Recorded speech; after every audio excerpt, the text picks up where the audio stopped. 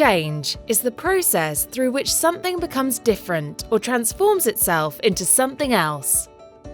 It is a process consisting of stages.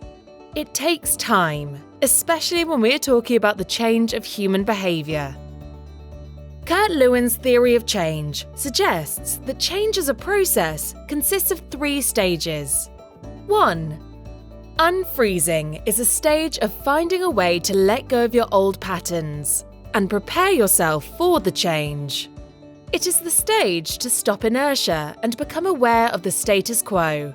For example, identifying which behaviours you would like to change and plan how to work on the attitudes that can lead to this change. 2. The stage of change involves your actions to change. It is the time to act, experiment, and find your way into the desired state of being. It involves adjusting attitudes that can lead to substantial change in behaviours. 3.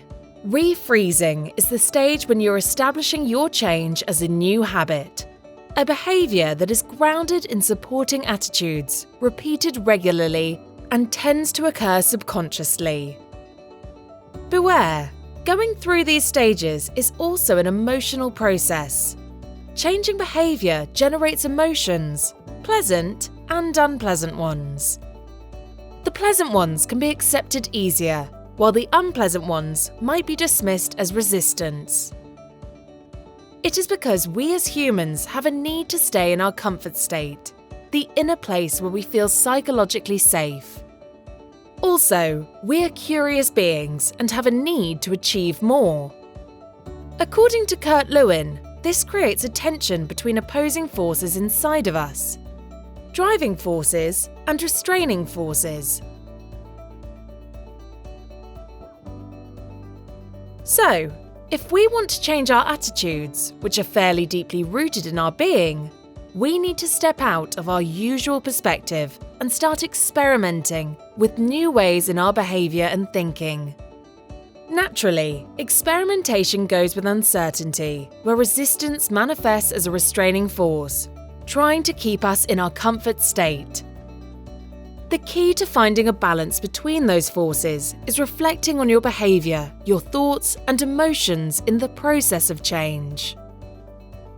The power of your resistance also depends on the triggers for change.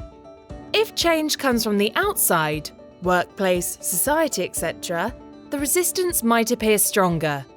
And naturally, if the trigger for change comes from within you, for instance, your own dissatisfaction about your work, the resistance will be different. Now, let's take a closer look at what acts as catalysts for change. The personal change cycle suggests these steps to follow if you want to catalyse your change process. Firstly, building awareness. Becoming aware is not only connecting to your logic, but also connecting to your emotions. One of the reasons why change might seem difficult is when the need for change has not resonated with you yet, and means that you don't feel and understand the answer to the question, why do you really want to change? Conscious choice. Once you have your why, reflect on what your choice actually is. What are you choosing, and what are you leaving behind, and to what things you need to say no? Conscious change. Plan your change. It will not appear just because you know what your change is and you have a strong motivation for it.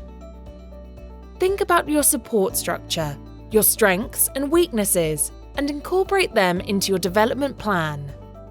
Now, we invite you to look at your youth worker competence development through these stages and reflect on how this applies to you.